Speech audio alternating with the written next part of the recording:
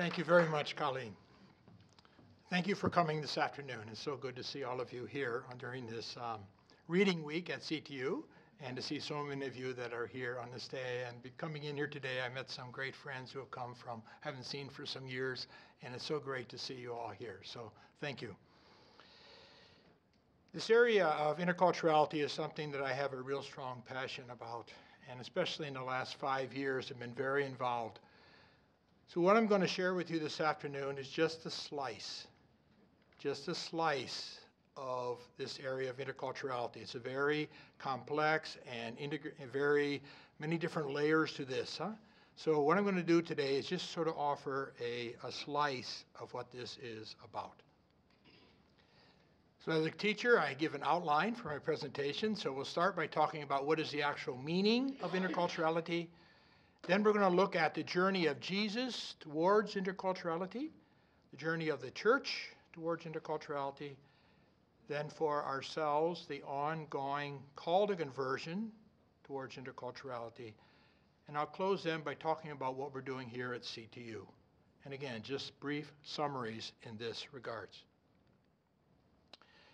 In terms of the meaning of interculturality, interculturality is beyond mere coexistence to emphasize and make more explicit the essential mutuality of the process of cultural interaction on both the personal and social levels. This is written by Robert Casala, graduate of CTU, who is currently the Vice Superior General of the SVDs. So it's the mutuality aspect between the different cultures, those who look at themselves as other. Another way of talking about it is beyond the cross-cultural, the one-directional, to a mutual, multidimensional exchange and enrichment between people of different cultures. This is by Van Tong Nguyen, my colleague here teaching at CTU. So in terms of terms, sometimes people use terms international and intercultural back and forth. They're very different things. International or multicultural is the basic mere presence of different nations or cultures. By fact, as we walk in this room today, we are people of different cultures and nations. Just by fact. We don't have to say a word to one another, but what we hope for is tolerance. So please don't fight over chairs or do anything funny, huh? Okay? We want tolerance. And tolerance is a good thing. Some parts of the world would wish for more tolerance. But that's the beginning. Another term that has been used in the past is cross-cultural. This is the aspect of moving from one direction, from one culture to another. The goal here is assimilation or accommodation. And again, it's a good thing. It's a good thing, and many of us have done this in our lives. We've moved from one culture to another. But intercultural is moving further, to say it's not one-directional, but mutually enriching and challenging relationships in both directions. I used to just say mutually enriching, but then I said, oh, it's challenging too. We have to include that. It's not just feeling good with one another thing. No, there's the mutual enrichment and challenges. And the goal here is interculturality, which I would see as an aspect of the reign of God. You want to know more about this? Tony Gittins, a former emeritus professor here, has a book I'll talk about later, Living Mission and Interculturality, his first 2 chapters. It's a wonderful book. I'll mention it later. He talks much more detail about this.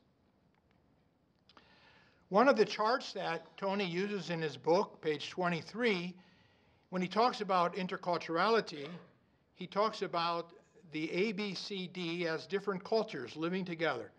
Now, if this is within a religious community, then you have those 3. Now, the E is what do they share in common. So you have this mutual challenging relationships between the different cultures, nationalities, generations, in that way. But then what do they share together? They share their constitutions. They share their charism. They're immersed in a local church where they are immersed, and that's to be part of what that E is about. Huh?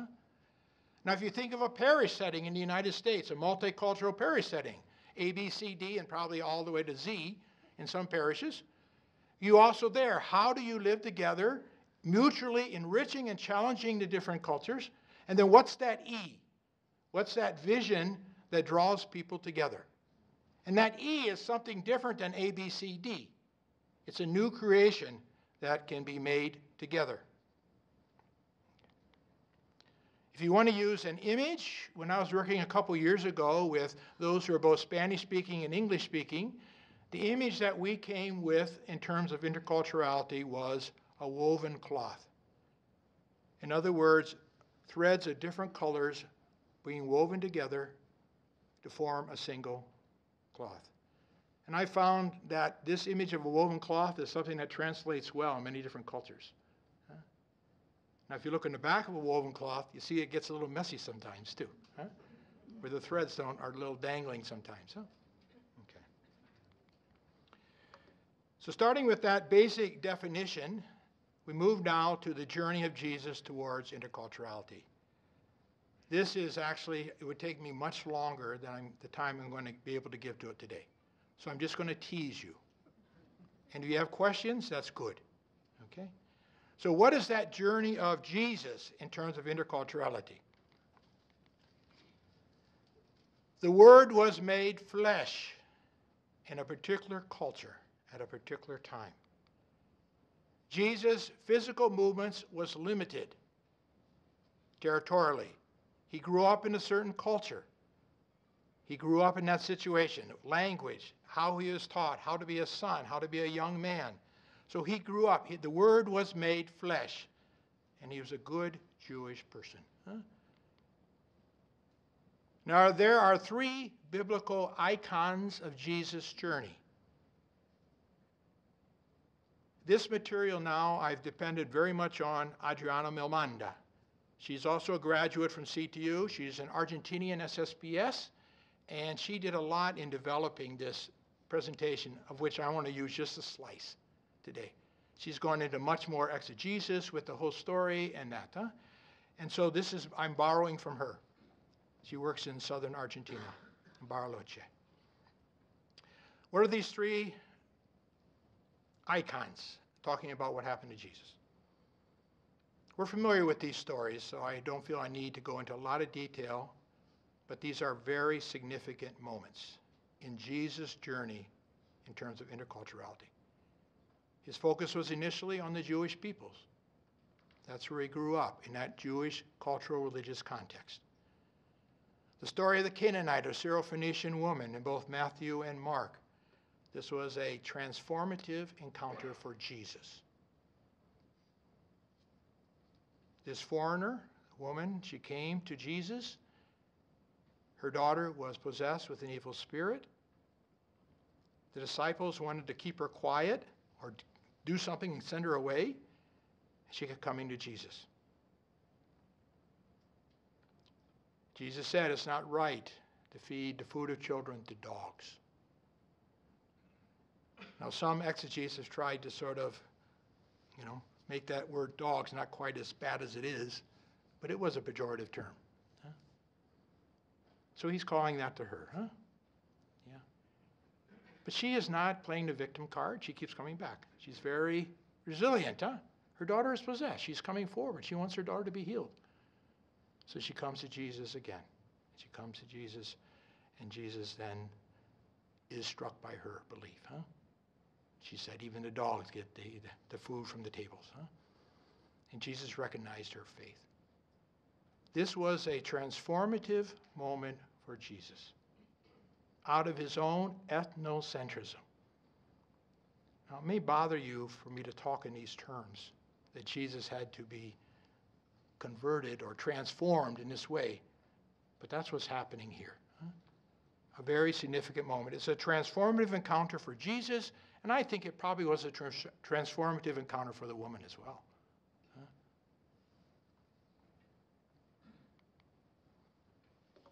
The second icon, of which we are very familiar, is that of the Samaritan woman. Again, Jesus encounters this woman.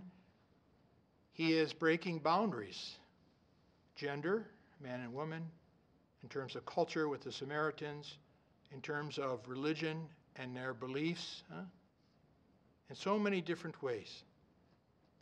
Now, we can talk again about this story in many, many ways. Again, I'm just touching upon it in terms of the intercultural experience. Because what happens in that?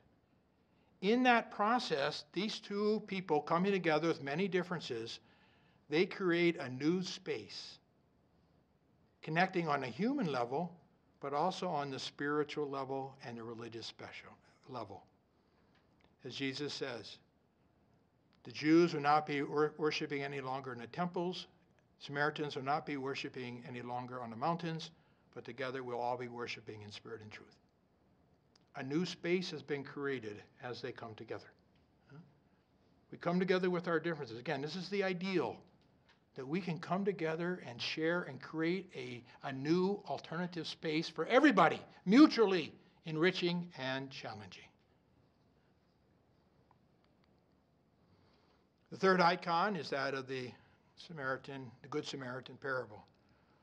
We know this parable well. How a person was robbed and left for dead along the road.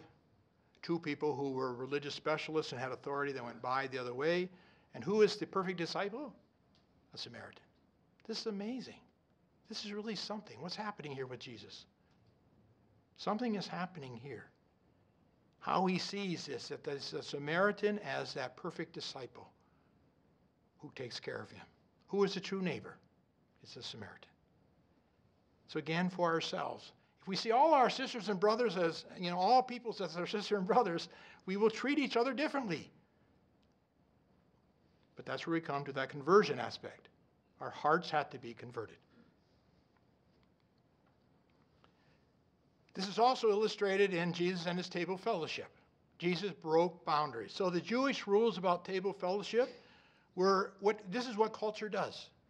Preserving the identity and protecting boundaries. The Israelites found themselves with many other tribes. They need to clearly identify their order, meaning in their life, and their identity. Preserving their identity between pure and impure foods and people. The purity laws to honor God's holiness, as we hear in Leviticus. Now, Jesus, as a good Jewish person, comes in, and he goes beyond a strict interpretation of table fellowship. And we have these three stories, all from Luke, talking about this table fellowship. I don't know if you know this book written by Robert Karras, a Franciscan who used to teach you eating your way through Luke, if you want to sort of follow that thread through Luke's gospel.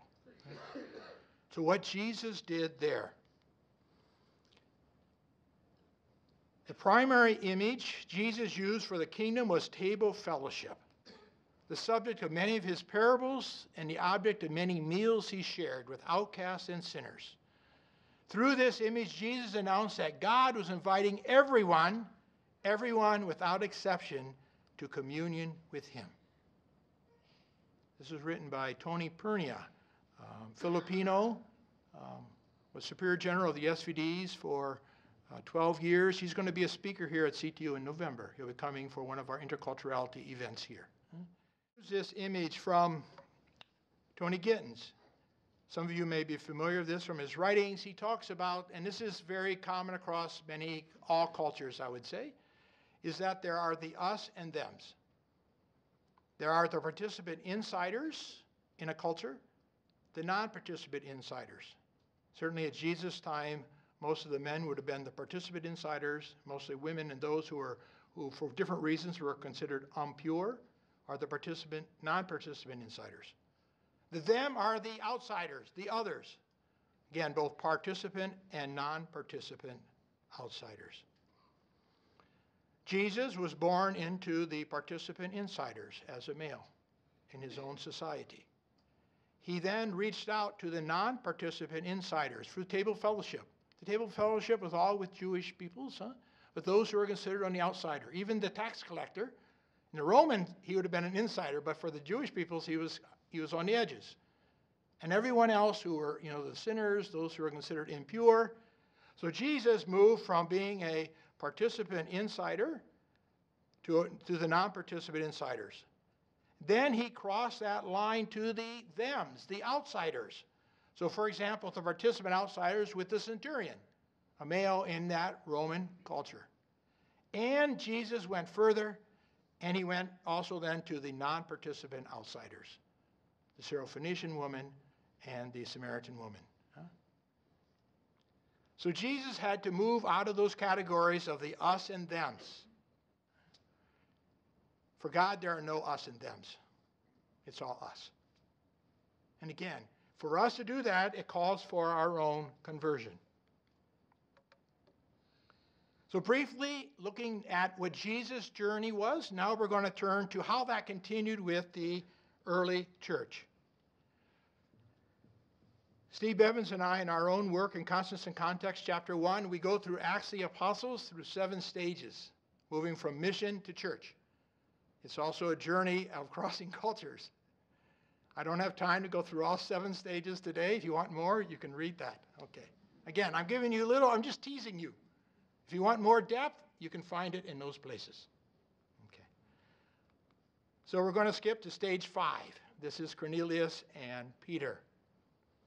So what we have happening here is God's Spirit is working in Cornelius' house. This is a wonderful, I just love this passage and this event. God's Spirit is working on both sides. On the one hand, you have Cornelius, who's definitely a Gentile, and God is stirring in his life and calling him in that way. Okay? And then at the same time, you have the Spirit working on Peter, and I call this Peter's call to conversion. I'll explain later what I'm talking about here. It's this conversion against ethnocentrism. So Peter is drawn in prayer, and he is told, and this is an image that I have shown here, to eat what's shown here on this cloak and all that. And Peter says, you know what, that he's never eaten, it's unthinkable. I've never eaten anything unclean or impure in my life. And as you know with Peter, he's got to do everything 3 times. He declares Jesus Lord 3 times. He denies Jesus 3 times. And here again, 3 times he's told over and over again. It's unthinkable for me. Huh? But then the point is, what God has purified, you're not to call unclean. This is key. This is dealing with your ethnocentrism. And again, ethnocentrism, culture plays a very important role. But if those categories become so strict that we don't see others, God is calling us to look beyond that and to see all our sisters and brothers as our sisters and brothers.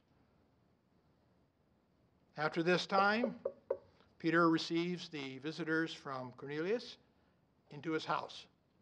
Now, we don't know if he actually fed them at that point. We don't know. You think that he would have, but that would again be table fellowship at that time. But we do know that when he went to Cornelius' home, he is going to eat there. And Peter realized, coming from Acts 10, it's not proper for a Jew to associate with a Gentile, but he also knew that God has made it clear no one should call anyone unclean or impure. Okay. We do this in many funny ways, nuanced ways, unconscious ways. Who are the impure peoples? Huh? We do this in many ways. Peter says God does not have favorites. But any nationality who fears God and does what is acceptable, he does what is right, is acceptable to God. Peter stayed there in Cornelius' home for several days, and apparently he ate with them. This is what I call now the second movement of conversion of Peter. The first movement is that where he's moving towards Christ as recognizing and is against his egoism. Now the second movement in conversion is in terms of against ethnocentrism. Ethnocentrism, it means that we try to put God into a box and say God is only of these people. But beyond our ethnocentrism, even to the Gentiles. Peter gets called on the carpet when he goes back to Jerusalem. So you've been visiting the uncircumcised and eating with them, have you? They weren't concerned about him baptizing them. He was eating with them in terms of table fellowship. That's just what they were concerned about. Peter said, who was I to stand in God's way? To be able to stand back and say, God is at work here. That image that I have in the lower corner here, God in unexpected places. We didn't expect.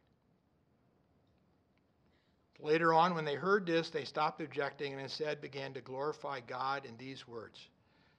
If this be so, then God has granted life-giving repentance even to the Gentiles. But that's not going to be the last word. The community isn't quite convinced yet. We jump to stage 7. We're skipping Antioch. So biblical scholars, I know I'm skipping some things here, okay? We move to stage 7, and I'm going to move right to the Council of Jerusalem.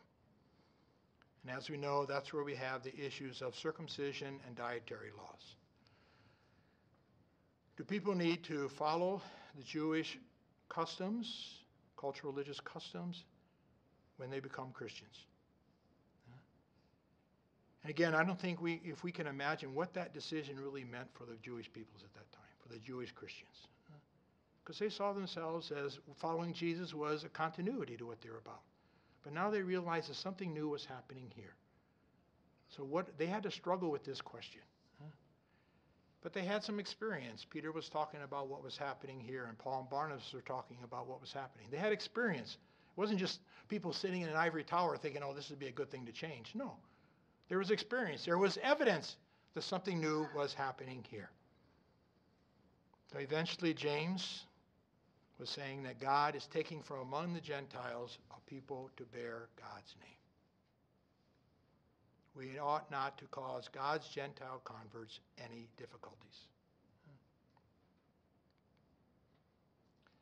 The second movement of conversion. What's happening here, though, is this is a conversion of a community, of the church. With Peter, it's a conversion of an individual in terms of ethnocentrism. Now it's the community's decision.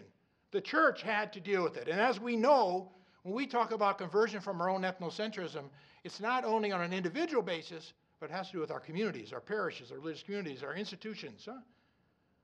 Convergence is both on an individual and in a larger basis.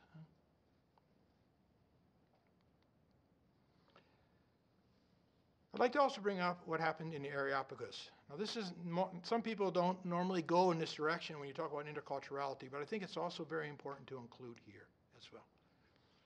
So as we know, Paul goes to the Areopagus. He goes to the center of Greek philosophy teaching.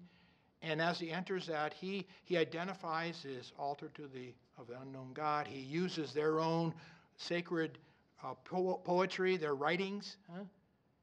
And in some ways, he makes a connection with some of the people. Now, when he was done, some accepted and some hissed at him. So we do what we do. What the response is, God's grace works in whatever different ways that are mysterious. So this event in the Areopagus represents Luke's Paul. I realize that's a bit different than what we see other places. Luke's Paul and probably Luke's community engaging the secular philosophy and culture of the Greco-Roman world. So in other words, this is another way, as Jesus did with the table fellowship, now in the Areopagus, Paul is engaging in that particular world. And I know this question comes up in class sometimes when people ask me, and this came up anyways in other conversations, what about the nuns, the N-O-N-E-S's, those who put nun for their religious identification? How do we connect with them? That's our secular world. That's our world of today. Again, how do we understand the other? How do we understand the other? And how can we be mutually enriched and challenged in those conversations? So I'm using culture in a broader sense, not just ethnicity. And of course, it also applies to nationality, to race, to gender, generations, any categories of others that we use. Thus, Luke has Paul doing at the Areopagus what Jesus in the Christian community's boundary-breaking table fellowship signifies and implies. The mission is about moving beyond one's culture and comfort zones in order to witness the God's vision of universal inclusion.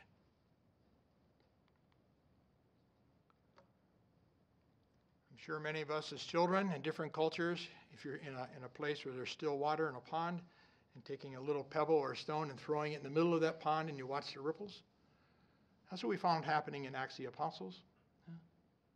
That message of Jesus, that God is bigger. I didn't realize how big God is. And as they moved out across those boundaries through Acts of the Apostles, and that rippling continues with us. It's what we're about here. Look around the room. That's what we're about and where we go from here. So the ongoing call to conversion towards interculturality. That encounter with Cornelius of Peter. No one should call anyone unclean or impure. Yesterday in one of our homilies at the parish, Father Paul was talking about his own experience in Africa, where he was invited to share a cup of tea with somebody who had HIV/AIDS. That's where table fellowship becomes, there's some challenges to this, What are the risks we can take? I talk about this as the first and second movements in the lifelong conversion process, all Christians, parishes, religious congregations, Christian institutes. This is the heart motivation of the spirituality of intercultural life and mission. When I began this work more seriously 5 years ago, I did a lot of reading of the social scientists, and they're very, very helpful. How do they understand different cultures, social-centric, individual-centric, power dynamics, all these things. This is important to know. But then I realized that knowing all that social science work, which I love, it's not enough. You need that change of heart as well. And that's why we talk about the spirituality that we need to do, to change our hearts. Again, the social sciences are very key, but yet there has to be the change of heart. This is a lifelong conversion process. And something that's been rumbling around in my head and heart over the last couple of years, and this is how I'm talking about it today. I talked about this during my class this semester, and I had 10 DMIN students there, and we had a conversation. It says, how would you talk about this? I used to talk about it as 3 conversions, but I didn't like that. And he said, don't talk about 3 conversions. Talk about 3 movements in the same conversion process. God is calling us to be in right relationship with God, with all creatures and all creation. And that interculturality is a part of that. So one movement as from egoism to being Christ-centered. From ethnocentrism to interculturality. And from consumerism to care of creation, as Pope Francis has talked about. We'll hear about this in the first reading today with God's covenant with Noah and all living creatures. And this is not a linear development, it's spiral that we are about.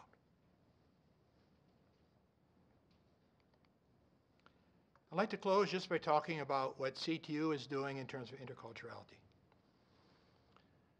So currently through the Center for the Study of Consecrated Life, we have a program on interculturality and consecrated life. This is a 30-month program. We started last June 2017, finishing in December of 2019.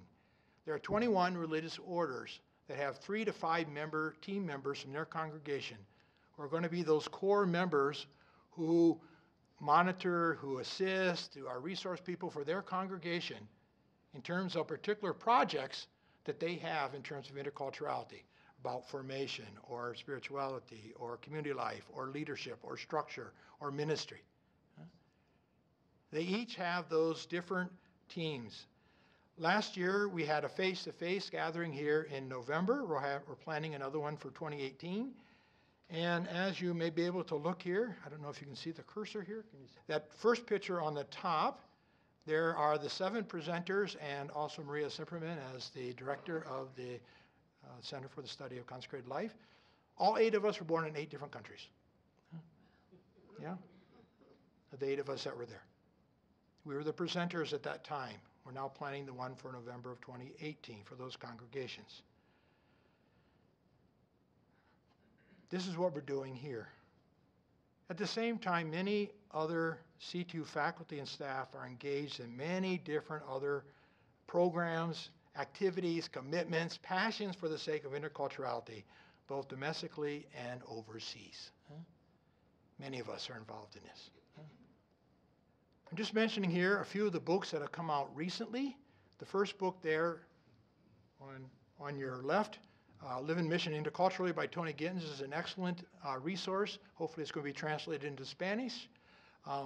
In the middle there's a 2-volume work. This is done by 2 SVD editors, Lazar Stanislaus, who's from India, and Martin Uffing from Germany. This is 2 volumes, one on intercultural living ad intra, in terms of religious life, the other ad extra, the mission. A single volume of selected articles from there have now been published in Spanish, and Ober's book is currently working on a single volume for English, coming those. There's a lot, and those articles are written by men and women, Catholics and Protestants, different cultures, of course. It's a great resource in terms of this. I have copies up here if you want to look at them later on. The other work that I see here, this just came out just recently in the last year or two by Patricia Whitberg on Catholic cultures, how parishes can respond to the changing face of Catholicism. What does that mean in terms of the United States and our multicultural parishes?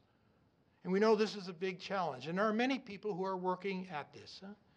But again, this is another aspect.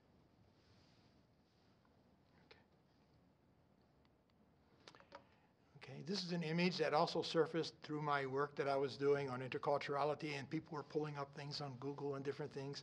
And this sort of brings together the weaving symbolism of interculturality with human faces. So it's sort of a nice image that I liked. And it's a process. The weaving is not done. Maybe that's one disadvantage of using the image, that it's not like it's completed, but it's an ongoing process. Yeah? Okay, thank you.